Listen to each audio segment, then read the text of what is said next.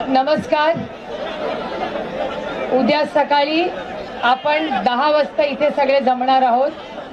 आधी दादा यात्रा काढणार ना आपण गावातून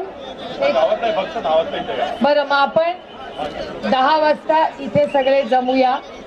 दादांना दादा पण आपल्याबरोबर 10 वाजता इथे येतील आणि 11 वाजता